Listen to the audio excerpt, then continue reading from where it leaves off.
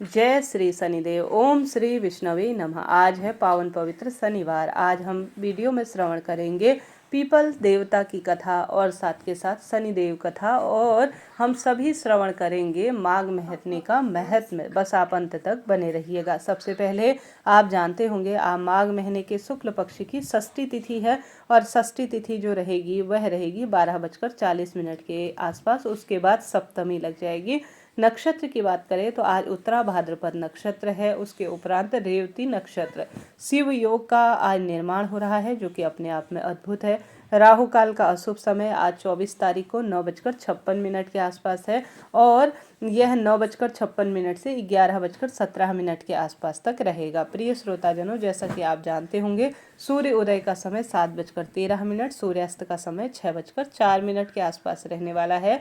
अभिजीत मुहूर्त की बात करें तो आज अभिजीत मुहूर्त 12:17 से 1 बजे के आसपास है। अभिजीत मुहूर्त में किसी नए शुभ काम की शुरुआत की जाए ना, तो अनंत गुना इसका लाभ होता है। आज शुभ का चौघड़िया सुबह 8:34 से 9:56 के आसपास हो रहा है। मैं इसी तरह से रोज आपको इसी समय आज का शुभ चौघड़िया, शुभ दिन बार और अशुभ समय राहु काल के बारे में बताती हूँ। आप नियमित रूप से श्रेष्ठ जानकारी, आज का पंचांग जानना चाहते हैं तो चैनल को सब्सक्राइब करें। पीपल देवता की कथा सबसे पहले श्रवण कर लेते हैं। बोलिए पीपल देवता की जय। पीपल देवता की पहली कथा पीपल वृक्ष के बारे में। यह सबसे प्राचीन कथा है। एक बार माता लक्ष्मी और उनकी छोटी बहन दरिद्रा श्री विष्णु भगवान जी के पास गई और बोली, सारे जगत के पालनहार, कृपया हमें भी कहीं रहने का स्थान तो दे दो। तब श्री भगवान बोले, आप दोनों पीपल के वृक्ष पर वास करो। इस तरह से वह दोनों बहनें पीपल के वृक्ष में रहने लगी, क्योंकि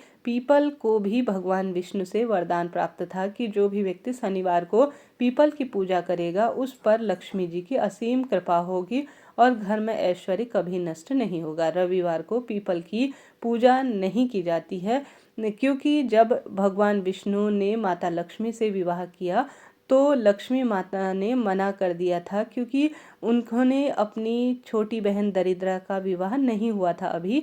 दरिद्रा के विवाह के उपरांत ही वह श्री विष्णु भगवान से विवाह कर सकती थी। उन्होंने दरिद्रा से पूछा वो कैसा वर चाहती है, तो वह बोली कि वह एक ऐसा पति चाहती है जो कभी पूजा पाठ ना करे और उसे ऐसे स्थान पर रखे जहाँ कोई भी पूजा पाठ ना करता हो। तब श्री विष्णु भगवान उनके लिए ऋषि नामक वर को चुना और दोनों विवाह सूत्र में बंध गए। अब दरिद्रा की शर्त अनुसार उन दोनों को ऐसे स्थान पर वास करना था जहाँ कोई भी धर्म कर्म ना होता हो। ऋषि उनके लिए उनका मन भावन स्थान ढूंढने निकल पड़े, लेकिन उन्हें कहीं भी ऐसा स्थान नहीं मिला। दरिद्रा उनकी प्रतीक्षा में विलाप करने लगी, और यहाँ श्री विष्णु भगवान ने पुनः लक्ष्मी जी के सामने विवाह का प्रस्ताव रखा। तो लक्ष्मी जी बोली, जब तक मेरी बहन की गृहस्थी नहीं बसती मैं विवाह नहीं करूंगी। धरा पर ऐसा कोई स्थान नहीं है जहाँ कोई धर्म कार्य न होता हो। उन्होंने अपने निवास स्थान पीपल को रविवार के लिए दरिद्रा और उनके पति को सौंप दिया। अतः हर रविवार पीपल के नीचे देवताओं का वास न होकर केवल दरिद्रा का वास होता है। अतः इस दिन पीपल की पूजा वर्जित मानी गई है। इस लोक विश्वास के आधार पर लोग पीपल के वृक्ष को काटने से आज भी डरते हैं। इसलिए साथ में यह भी बताया गया है कि यदि पीपल के वृक्ष को काटना छांटना बहुत ही आवश्यक हो तो उसे रविवार को ही काटना छांटना चाहिए। बोलिए पीपल देवता की जय। दूसरी कथा के अनुसार एक ब्राह्मण थे जो रोज हर पीपल में जल चढ़ाया करते थे। पीपल में से लड़की कहती थी, पिताजी मैं तेरे साथ चलूंगी। ब्राह्मण सूखने लगा। चिंता के मारे ब्राह्मणी बोली, क्यों सूखे जा रहे हो? ब्राह्मण बोला, पीपल में से एक लड़की की आवाज आती है, कहती है कि पिताजी तुम्हारे साथ चलूंगी। ब्राह्मणी बोले, कल ले आना, जहाँ 6 लड़कियां हैं वहाँ 7वीं और सही। दूसरे दिन ब्राह्मण लड़की को ले आया। उस दिन वह आटा मांगने गया तो थैला भरकर खूब आटा मिला। ब्राह्मणी आटा छानने लगी तो लड़की बोली, माँ मैं छानूंगी। ब्राह्मणी बोली, ना बेटी तू तो मेहमान है, धोली धोली हो जाएगी। लड़की बोली, ना छानूंगी मैं तो। उसने जैसे ही आटा छाना परात भरकर हो गया। खाना बनाने बैठी तब भी लड़की बोली, माँ मैं खाना बनाऊंगी। माँ बोली, ना बेटी उंगली जल जाएगी। लड़की बोली, ना खाना तो मैं ही बनाऊंगी। रसोई में गई, 36 प्रकार के व्यंजन बना डाले और सबको पेट भर भर के खिलाया। और दिन तो आधे अधूरे गरीबी के कारण वह भूखे ही सो जाया करते थे। उस दिन पेट भर कर उन्होंने खाया और खूब आनंद मनाया। सबके खाने के बाद ब्राह्मणी का भाई आया। भाई बोला, जीजी मुझे भूख लगी है, रोटी खाऊंगा। बहन सोचने लगी, सबने खाना खा लिया, कहाँ से इसके लिए लाऊं। लड़की ने पूछा, बोला कि माँ क्या बात है तेरे। तब माँ ने बोला कि तेरे मामा आए हैं, वो रोटी खाएंगे। माँ ने कहा। लड़की रसोई में गई, 36 प्रकार के भोजन व्यंजन बनाए, लाकर मामा को अच्छी तरह से खाना खिला दिया। भाई बोला, जी जी ऐसा भोजन तो कभी पहले नहीं खाया जैसा आज भोजन किया है। तेरी जो ये घर में मेहमान आई हुई भांजी है ना, माँ बोली उसी ने बनाया है। ब्राह्मणी ने कहा। मामा खा के खाना खूब तृप्त होकर चला गया। शाम हुई, लड़की बोली, माँ चौका लगा के चौका का दीपक जला दे, मैं आज कोठी में ही सोऊंगी। ना बेटी तू डर जाएगी, ऐसा माँ ने कहा। ना माँ, मैं कोठे के पास ही सोऊंगी। इतना कहकर लड़की कोठे के पास अर्थात तिजोरी के पास सो गई। आधी रात उठी, चारों तरफ आंख झपकाई, धन ही धन खूब हो गया। फिर लड़की जाने लगी। बाहर एक बूढ़ा ब्राह्मण सो रहा था। ब्राह्मण बोला, बेटी तू कहाँ जा रही है। वह बोली, मैं तो लक्ष्मी माता हूँ, इनके 6 बेटी हैं, इनकी दरिद्रता दूर करने आई थी। मैंने तुम्हें भी दरिद्रता दूर करवानी हो तो अभी तुरंत करा लो। उसके घर में चारों तरफ जैसे ही उस लड़की रूपी लक्ष्मी ने देखा, धन ही धन हो गया। सवेरे उठकर पूरा परिवार लक्ष्मी माता को ढूंढने लगा। बूढ़ा ब्राह्मण आकर बोला, अरे वो जो लड़की थी ना, वो कोई सामान्य नहीं है, वह साक्षात माँ लक्ष्मी ही है, जो हमारे हमेशा ही दुख दूर करने के लिए घर आई है। और हमेशा ही पीपल में से वही कहा करती थी कि मैं तेरी दरिद्रता को दूर कर दूंगी। जैसे माता लक्ष्मी तुमने उन ब्राह्मण को पीपल सींचने, दीपक लगाने का सुंदर परिणाम दिया, दरिद्रता दूर की, वैसे ही सभी के घर का दुख, दारिद्र्य, कलेश और हमेशा धन की कमी को दूर करना। बोले लक्ष्मी नारायण भगवान की जय। प्रिय श्रोताजनों, इन दिनों गुप्त नवरात्रि की सर्वश्रेष्ठ तिथियां चल रही हैं। आज छठा दिन है और छठा दिन माँ त्रिपुर भैरवी स्वरूप को समर्पित है। आइए माँ त्रिपुर भैरवी की कथा का श्रवण कर लेते हैं। कथा के अनुसार एक बार महाकाली के मन में फिर से गोरा रंग पाने का विचार आया, जिसके बाद देवी अंतर्ध्यान हो गई। जब महादेव काली माँ को अपने सामने नहीं पाए तो वह चिंतित हो गए। तो चिंता करते हुए और देवर्षि नारद से देवी के बारे में पूछते हैं। तब नारद जी उन्हें देवी के बारे में बताते हुए कहते हैं कि वह उत्तरी सुमेरु में प्रकट हो गई हैं। महादेव के आदेश अनुसार नारद जी देवी को खोजने के लिए निकल पड़े। उत्तरी सुमेरु पर्वत पर नारद जी ने देवी के सामने महादेव से विवाह करने का प्रस्ताव रखा। इस प्रस्ताव से क्रोधित होकर देवी अपने शरीर से अपना षोडशी रूप प्रकट किया। अतः त्रिपुर भैरवी का महाकाली के छाया रूप से प्रकट हुई। रुद्रमल तंत्र के अनुसार सभी 10 महाविद्याएं भगवान शिव की शक्तियां हैं और देवी भागवत के अनुसार छठी महाविद्या त्रिपुर भैरवी महाकाली का ही रौद्र रूप है। इनके कई भेद है, जैसे त्रिपुर भैरवी, चैतन्य सिद्ध, भुवनेश्वरी, संप्रपद, कमलेश्वरी, कौलर सिद्ध, कामेश्वरी, नित्या, रुद्र भैरवी और शतकुत आदि इनके ही स्वरूप है। तांत्रिक ग्रंथों के अनुसार माँ त्रिपुर भैरवी संसार के तीनों लोकों जैसे भूलोक, भूर्वलोक और स्वर्गलोक में व्याप्त बुराई और अराजकता का अंत करती है। त्रिपुरा का अर्थ है 3 लोक और भैरवी का अर्थ है भय को दूर करने वाली देवी। उन्हें तीनों लोक की अधिष्ठात्री देवी के रूप में माना जाता है, जो अपने भक्तों को भय और बुराई से मुक्त करती है। बोलिए भुवनेश्वरी माता की जय। इस और त्रिपुरारी माता त्रिपुरारी भैरवी की जय। प्रिय श्रोताजनों, इस तरह से आज नवरात्रि के छठे दिन यह सुनी जाने वाली कथा है, मैंने आपको सुनाई। आइए शनि देवता की कथा का श्रवण भी कर लेते हैं। शनिदेव भगवान की जय हो। एक बार सभी देवी देवताओं में सबसे बड़ा कौन है, इस पर भारी विवाद हो गया। इस प्रश्न पर सभी नवग्रहों में खूब बात चली। इस पर फैसला करने के लिए सभी नवग्रह राजा इंद्र के पास पहुंचे और वहां जाकर बोले कि देवराज, आपको आज एक फैसला करना होगा कि हम में से सबसे बड़ा कौन है। यह प्रश्न सुनकर तो देवराज इंद्र भी उलझन में पड़ गए। उन्होंने सोचा कि किसे बड़ा बताऊं, किसे छोटा बताऊं। जिसे छोटा बताऊंगा वही नाराज हो जाएगा, मैं तो परेशानी में पड़ जाऊंगा। अपने आप को बचाते हुए देवराज इंद्र ने कहा कि मैं यह फैसला नहीं कर सकता हूं। पृथ्वी लोक पर इस समय बड़े महान विक्रमादित्य स्वरूप राजा हैं, वही इसका फैसला कर सकते हैं। सभी नवग्रह राजा विक्रमादित्य के दरबार में पहुंचे और राजा विक्रमादित्य के पास जाकर बोले, राजन हमारा फैसला करें, हम में से कौन सा ग्रह सबसे बड़ा है और कौन सा ग्रह सबसे छोटा है। यह प्रश्न सुनकर तो राजा विक्रमादित्य भी कुछ देर के लिए परेशान हो गए, क्योंकि सभी ग्रह अपनी अपनी शक्तियों से महान थे, किसी को भी छोटा बड़ा बताना ठीक नहीं था। इसलिए अगर वह ऐसा करते तो बड़ी परेशानी हो जाती। तभी राजा विक्रमादित्य को एक उपाय सूझा। उन्होंने अलग अलग धातुओं से, जैसे सोना, चांदी, कांसा, तांबा, सीसा, रांका, जस्ता, अभ्रक और लोहे, इनके 9 आसन बनवाए। सबसे आगे सोना और सबसे पीछे लोहे का आसन रख दिया। राजा ने सभी देवताओं को, सभी नवग्रहों को अपने अपने स्थान पर बैठने के लिए कहा। राजा विक्रमादित्य ने कहा कि जो अपने सिंहासन पर श्रेष्ठ ग्रहण करेगा उसका सिंहासन पहले होगा तो वह पहले माना जाएगा, और जिसका आसन बाद में होगा वह छोटा माना जाएगा। अब क्योंकि लोहे का आसन सबसे पीछे था, इसलिए शनिदेव समझ गए कि राजा ने मुझे छोटा कह दिया है। इस फैसले से शनिदेव नाराज हो गए और कहने लगे, राजन तुमने तो मुझे सबसे पीछे बैठाया है, यह मेरा अपमान है। शायद तुम मेरी शक्तियों से परिचित नहीं हो। सूर्य एक राशि में करीब 1 महीने रहते हैं, चंद्रमा 2 महीने 2 दिन, मंगल 1.5 महीने रहते हैं, बुध और शुक्र 1-1 महीना रहते हैं, बृहस्पति 13 महीने रहते हैं। लेकिन मैं किसी भी राशि में 2.5 वर्ष तक रहता हूँ। बड़े बड़े देवताओं को, बड़े बड़े राजाओं को मैंने अपने प्रकोप से पीड़ित किया है। अब तुम मेरे प्रकोप से सावधान रहना।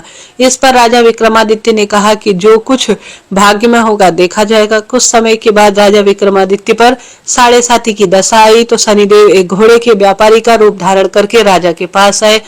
बहुत से घोड़े के साथ विक्रमादित्य ने नगर में वह घूमने लगे। राजा विक्रमादित्य ने उन घोड़ों को देखा तो उन्हें घोड़े बहुत अच्छे लगे। उन्होंने एक अच्छे से घोड़े को अपनी सवारी के लिए चुना और उस पर बैठे। राजा जैसे ही घोड़े पर सवार हुए, वह घोड़ा बिजली की गति से दौड़ने लगा। तेजी से दौड़ता रहा और राजा को दूर एक जंगल में लेकर गया। वहां पर राजा ने उसे गिरा दिया और गायब हो गए। राजा अपने नगर को लौटने के लिए जंगल में भटकने लगे। मुझे बाहर निकलने का रास्ता कैसे मिले यह सोचने लगे, लेकिन रास्ता नहीं मिला। राजा को बहुत तेज भूख प्यास लगी थी। जंगल में बहुत देर तक घूमने के बाद राजा को एक चरवाहा मिला। राजा ने उससे पानी मांगा। पानी पीकर राजा ने चरवाहे को अपनी अंगूठी दी और उससे जंगल का रास्ता पूछा। जंगल से बाहर निकलकर पास में ही नगर में वह चले गए। एक राजा नगर में पहुंचे तो वह जो है थकान के मारे थोड़ी देर बैठ गए। कुछ देर विश्राम करने के बाद एक सेठ की दुकान में वह बैठे। कुछ देर तक सेठ की दुकान पर बैठे तो सेठ की बिक्री बढ़ने लगी। सेठ ने राजा को भाग्यवान समझा। सेठ जी राजा को पहचान नहीं पाए तो एक यह राजा विक्रमादित्य है करके, इसलिए सेठ जी ने सोचा कि अगर यह व्यक्ति कुछ दिनों मेरे यहाँ काम पर रुक जाए तो यह मेरा मुनाफा कर देगा, जिससे मेरी दिन दुगनी और रात चौगनी वृद्धि होगी। जब यही सोचकर सेठ जी राजा को अपने घर लेने गए और एक कमरे में बैठा दिया। उससे कहने लगे कि मैं अभी जाता हूँ, तुम यहीं बैठो। सेठ के घर में सोने का हार एक खुटी पर टंगा हुआ था।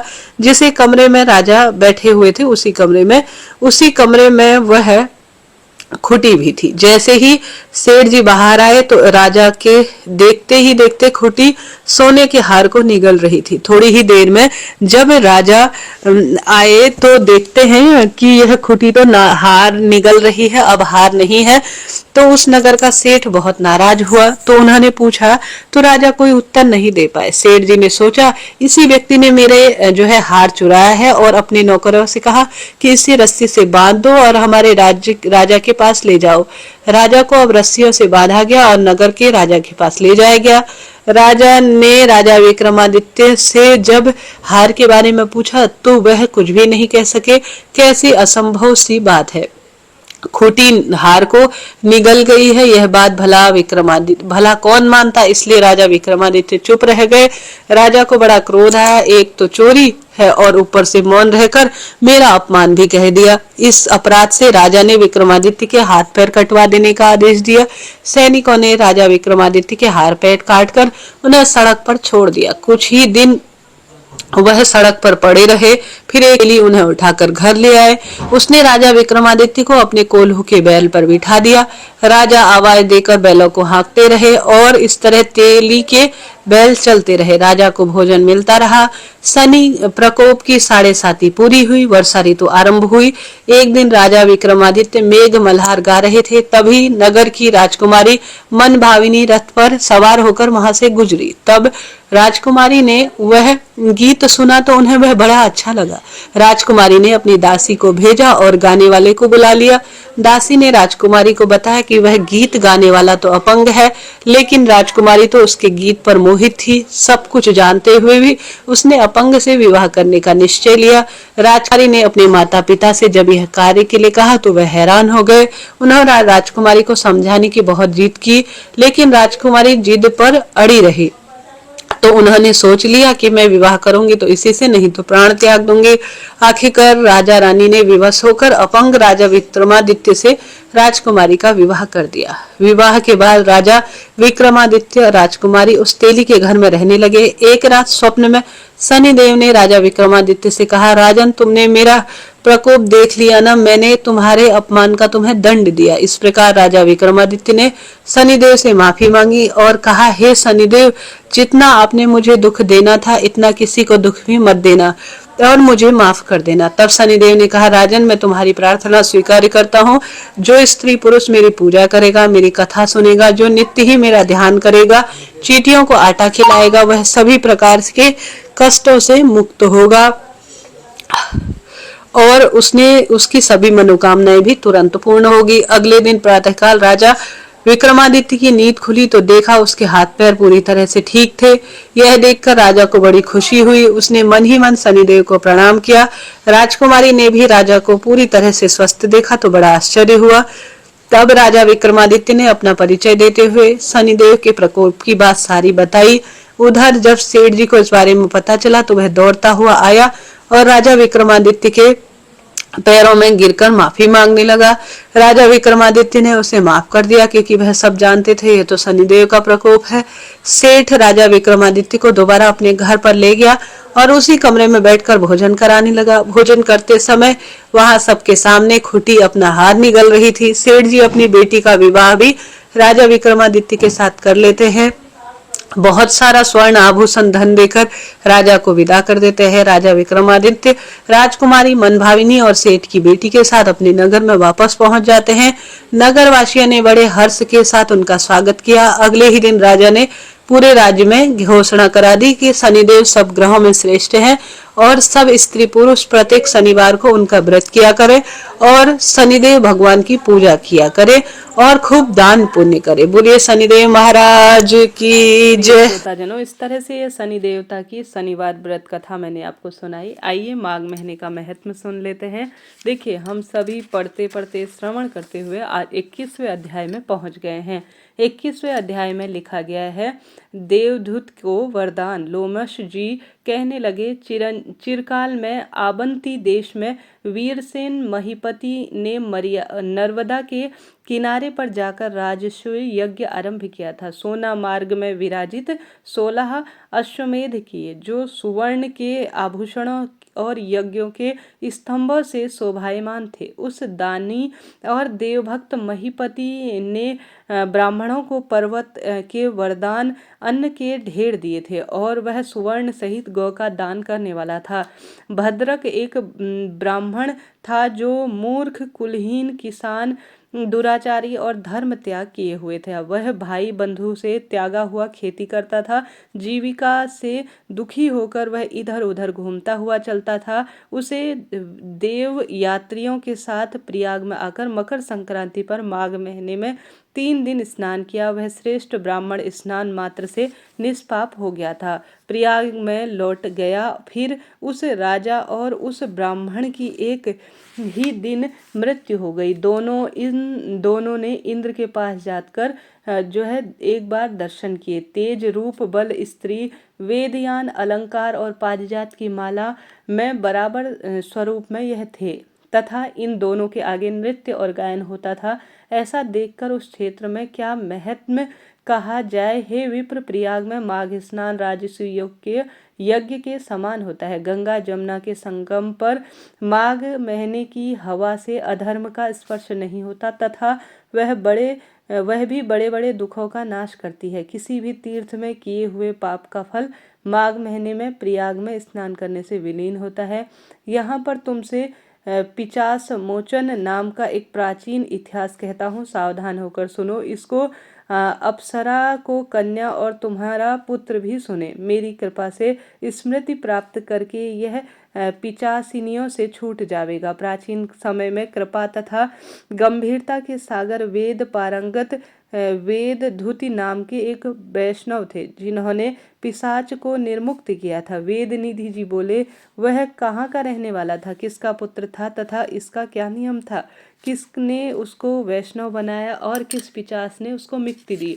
हे महामुनि, यह सब विस्तार से कहिए। लोमश जी ने कहा, पलक्ष से निकली हुई सुंदर सरस्वती के किनारे पर पर्वत पर समीप रहने का एक स्थान था। शाल, ताल, तमाल, वेल, बगुला, इमली, चिरवेग, आम, चंपक, सुवर्ण, कंजा, कोविदार, केसर, पीपल, तिलक, कर्णिकार, कुंभी, तिंटुक, शालू, चंबीर, पीपल, गुरल, बेत, आखोट, आड़ू, करहाल तथा बरगद के पेड़, घोटा, कुटज, पराश, अशोक, जामुन, नीम, कबदम्ब, खिरनी, कौंदा, बीजनुक, नारंगी तथा केले के पेड़ों से समुदाय से शुभायमान सरस, नारियल, सदाफल, सप्तपर्ण, त्रिपर्ण, शीर्ष, सुंदर, आंवला, कुधर्ण, लटुक, परिभद्र और नव आदि पेड़ों से केतकी, शिभुभार, तगर, कुंद, मलिक, कमल, कम्हार, मालती तथा चमेली आदि पेड़ों से घिरे थे। यह आश्रम सुशोभित था। जंगल के बीच में पुण्य जल वाली सरस्वती नदी बहती थी। उन्मुक्त कोयल शब्द कहा करते थे और भौरे गुंजायमान रहते थे। तोते तथा मैना का बड़ा कौतूहल रहता था। उस सर्वश्रेष्ठ जंगल में अनेक प्रकार के पशु चरते थे। उस जंगल में सदैव फूलमाला तत्परागण और सुंदर श्रेष्ठ रूप में वह जगमगाते थे। संपूर्ण वन मधुमक्खियों के छत्तों से भरा हुआ था। नए नए पत्ते तथा मंजरियों से व्याप्त लताएं पेड़ों से इस प्रकार लिपटी ही थी जैसे कि प्रिया से आलिंगन किया हो और बल्लभ सुशोभित होता हो। उस ब्राह्मण के श्राप के कारण वहां पर हवा भी मंद मंद चलती थी। मेघ पत्थर पाला नहीं बरसते थे तथा सूर्य जल वनस्पति आदि को नहीं सुखाते थे। बिना उपद्रव के इस जंगल में सिद्ध मनुष्य सदैव निवास करते और यह जंगल चैत्र रथ वन के समानता प्रसन्नता देने वाला था। इसी में द्विजवर धर्मात्मा देवधूत सुमित ब्राह्मण का पुत्र जो कि लक्ष्मी के वर से उत्पन्न हुआ था रहता था। अब इसके नियम सुनो। वह सदैव आत्मा को स्थिर किए रहता था। गर्मियों के दिनों में प्रतिदिन अपने नेत्र सूर्य की ओर रखता था। वर्षा के समय खुले मैदान में बैठकर तपस्या करता था। कठिन हवा चलने पर हिमालय पर्वत की तरह निष्कपट रहता था। वह विप्र हेमंत ऋतु में सारस्वत सरोवर में बैठता तथा शुद्ध जल का स्पर्श करके त्रिकाल संध्योप उपासना में रहता था। पितृदेव तथा ऋषियों को श्रद्धापूर्वक प्रत्येक दिन तर्पण करता था। अग्नि में श्रद्धापूर्वक होम करता था। अतिथि का पूजन करता था। चरणाव्रत अर्थात चरणायत व्रत की विधि से वह सदैव समय व्यतीत करता था। नित्य ब्रह्म यज्ञ करता था। सत्यवादी और जितेंद्र था। घूमते घूमते थक कर आराम करता था और भगवान हरि की विनती करता था। स्वयं गिरे हुए फल तथा पत्तियों का भोजन करता था। बिना किसी प्रकार से उद्विग्न हुए तपोनिष्ठ वेदांगों में परंपरागत इस ब्राह्मण की केवल नाड़ियां केवल हड्डी ही शेष रही थी। उसको इस वन में हजारों वर्ष बीत गए थे। तब वह उनके तप और ऐश्वर्य से वहाँ पर्वत प्रफुल्लित हुआ करते थे और अग्नि के समान प्रकाशमान दिखाई देते थे। उनके ऐश्वर्य को कोई प्राणी सहन नहीं कर सकता था। उस जंगल में शत्रुता रहित व्याघ्र, चूहे, बिल्ली सभी निर्भय होकर एक साथ खेलते थे। अब दूसरा कठिन नियम सुनो। वह प्रतिदिन नारायण की त्रिकाल पूजा करता था। खिले हुए सुगंधित हजारों फूलों को चढ़ाकर वेद सूक्त के तरीके से वह भगवान विष्णु के ध्यान में लीन रहता था। इससे भगवान विष्णु बहुत प्रसन्न होते थे। दाधीच ऋषि के वरदान से वह श्रेष्ठ वैष्णव था। एक दिन उस मुनि ने बैसाख महीने में एकादशी के दिन आनंद से हरि भगवान की सुंदर पूजा करके विचित्र विनती की। उसी समय भगवान हरि उसकी स्तुति से आनंदित होकर चतुर्भुज विशालाक्ष गहनों से सुशोभित मेघ की शोभा के समान गरुड़ पर चढ़े हुए आए थे और उसको स्पष्ट देखकर उस ब्राह्मण के शरीर को रोमांचित हो गए और प्रसन्नता के आंसू नेत्रों में भर आए। मन में कृत्य होकर उनके पास जाकर उनको प्रणाम किया। वह प्रसन्नता के कारण ब्रह्मांड में भी नहीं समा सके।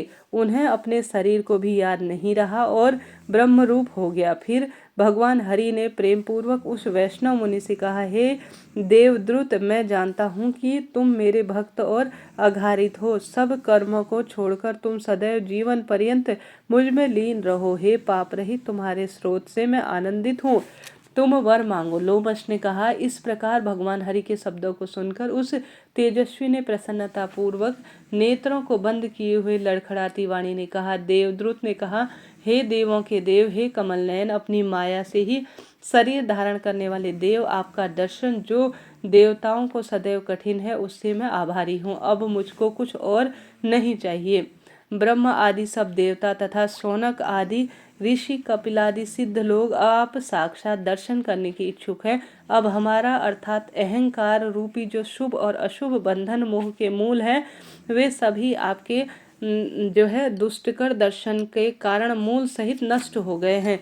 मेरे जन्म, कर्म और बुद्धि का फल स्पष्ट हो गया है, जो मुझको आपके दुर्लभ दर्शन हुए हैं। हे जगत के स्वामी, इससे बढ़कर और क्या कह सकता हूँ। हे देवेश, मैं वर के लिए आपके चरण कमलों के हृदय को धारण करना नहीं मानता। मैं सदैव अंतरात्मा से भक्ति पूर्वक आपका चिंतन करूं, यही मेरा वर्ध है और यही मेरी प्रार्थना है कि मैं आपकी भक्ति करना चाहता हूँ, मैं अचल रहूं। हे कमलनाथ, मैं केवल यह मांगता हूँ, दूसरा नहीं मांगता। ऐसा उसका वचन सुनकर श्री भगवान ने प्रसन्नता पूर्वक उससे कहा, हे ब्राह्मण, ऐसा ही हो। तुम्हारे किसी तप में कोई बाधा नहीं होगी। जो मनुष्य तुम्हारे कहे अनुसार इस स्रोत को पढ़ेगा, उसकी मुझे अचल भक्ति होगी। जो कुछ धर्म कार्य है वह भी सब सांगोपांग से भरी होगी, जो उन लोगों की ज्ञान में परम निष्ठा होगी। प्रिय श्रोताजनों, 21वां अध्याय पूर्ण हुआ। कल 22वां अध्याय हम श्रवण करेंगे। आशा है, उम्मीद है आपको आनंद आया होगा। अभी के लिए इतना ही। जय श्री कृष्ण कमेंट्स बॉक्स में लिखें और चैनल को सब्सक्राइब करें। राधे राधे।